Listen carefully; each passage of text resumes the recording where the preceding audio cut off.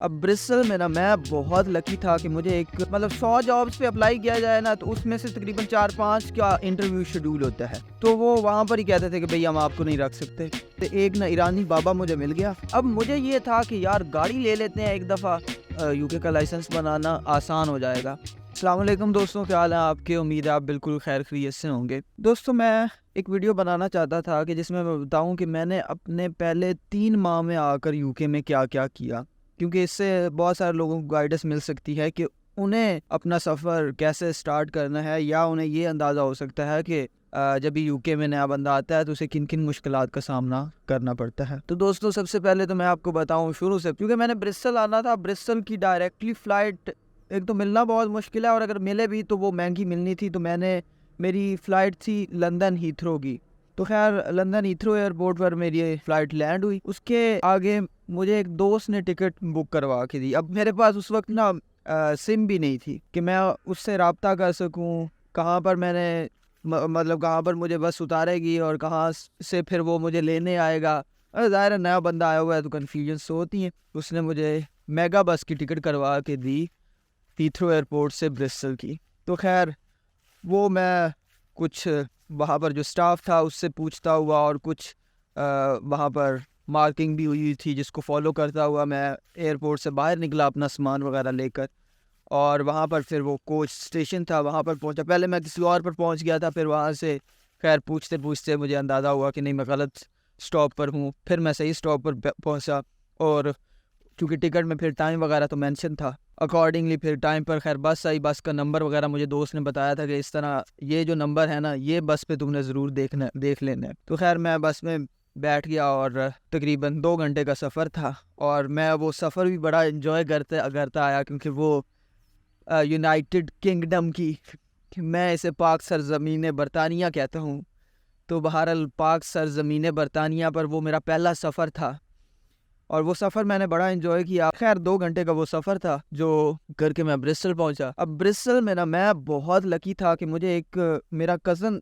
UK میں نا ایک ہی کزن تھا، اور وہ برسل میں رہتا تھا۔ اس نے ہی مجھے کہا تھا کہ یار تم برسل میں آ جاؤ۔ اب بیسیکلی میں نے اسے نا پیسے بھیج دیے تھے کہ بھائی میری نا اکوموڈیشن بک کروا دینا، لیکن وہ اکوموڈیشن ہاتھ سے نکل گئی اور وہ بک نہ ہو سکی، تو پھر مجھے نا کچھ عرصے کے لیے اس کے پاس ہی رہنا پڑا۔ اب یہاں پر میں لکی تھا کہ میرے پاس رہنے کے لیے جگہ تھی، وگرنہ جو نیا بندہ آتا ہے اس کے پاس اکوموڈیشن نہ ہونا تو ایک دفعہ کافی ٹینشن کا باعث بنتی ہے یہ چیز، کیونکہ جب تک اکوموڈیشن نہیں ملتی نا تو تب تک بڑا ہیکٹک ہو جاتا ہے لوگوں کو۔ کچھ ظاہر ہے بندہ اپنا ملک، اپنا گھر، اپنی فیملی چھوڑ کر آیا ہوتا ہے، تو ایک دفعہ بڑی وہ پریشانی کا باعث بنتے ہیں یہ ساری چیزیں۔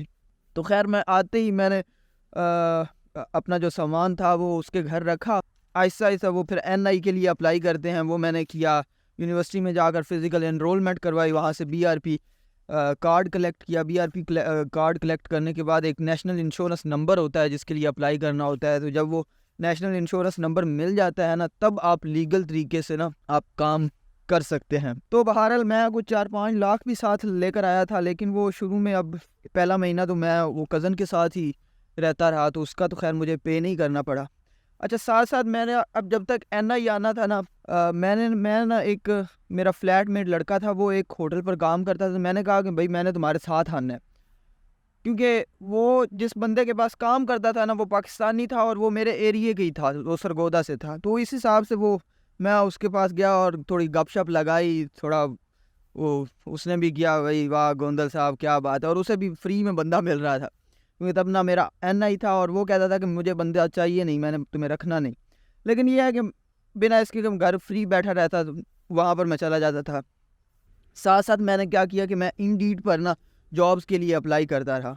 اب وہ تقریباً ہفتے کے بعد نا میرا آ بھی گیا تھا، NI بھی آ گیا تھا، تو میں ساتھ انڈیڈ پر اپلائی بھی کرتا، کافی ساری جابس کے لیے اپلائی کیا۔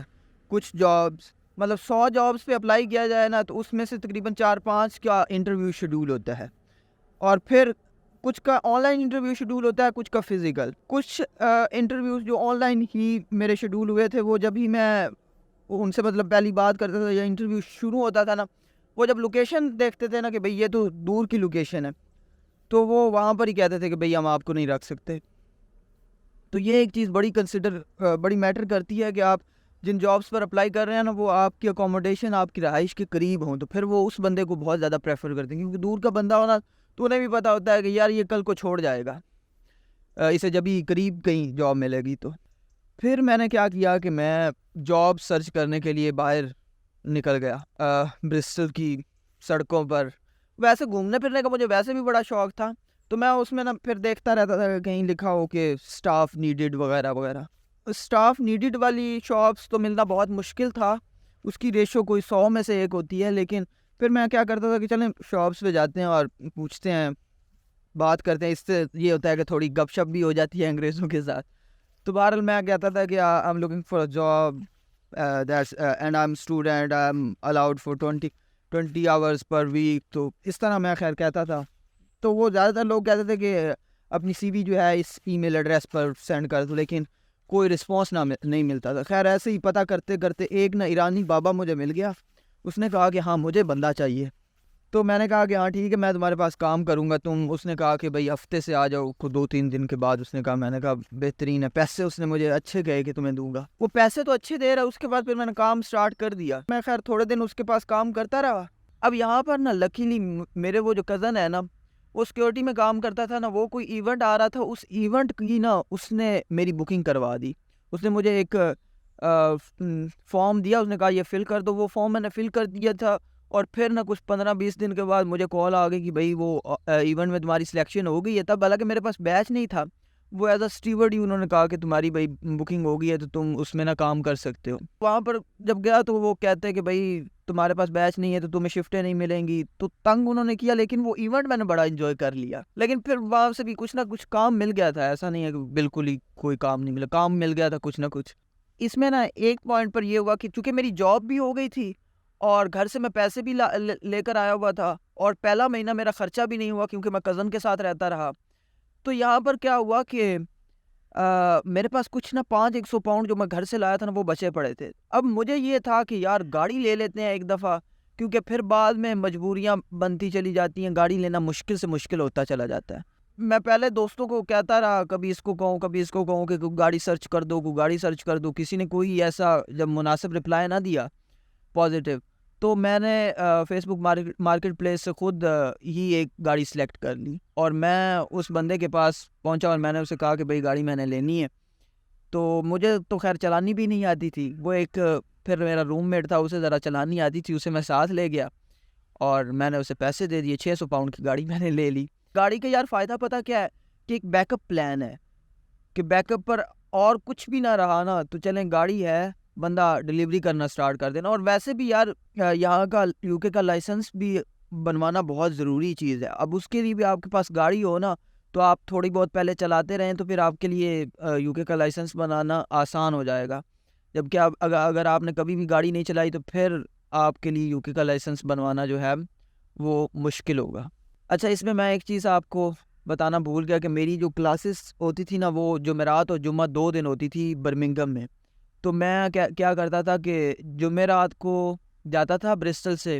برمنگھم، کلاس لی، پھر رات کو نا ایک دوست مجھے مل گیا تھا یار، انہوں نے بڑی سپورٹ کی، بڑا ان کا میں مشکور ہوں کہ ان کے پاس پھر میں جمعرات کی رات رہتا تھا، جمعے کو کلاس لے کر پھر واپس آ جاتا تھا۔ تو اس طرح وہ خیر مجھے 2 دفعہ آنا جانا نہیں پڑتا تھا، 2 دفعہ آنے جانے میں ٹائم بھی بہت زیادہ لگ جاتا ہے، بہت تنگ ہو جاتا ہے بندہ، اور روز مطلب یہاں سے اب 9 بجے کلاس لینے کے لیے صبح 4 بجے اٹھنا پڑتا ہے کم از کم، تو اور پھر ظاہر ہے ایک اضافی ریٹرن ٹکٹ کا خرچہ بھی پڑ جانا تھا 10-15 پاؤنڈ، تو وہ خیر پیسے بھی بچ جاتے تھے۔ تو وہ ان دوستوں نے پہلا سیمیسٹر نے بڑی مدد کی، ابھی خیر دوسرے سیمیسٹر میں ایسے ہی ذرا مینیج کر رہا ہوں کہ آتا جاتا رہتا ہوں۔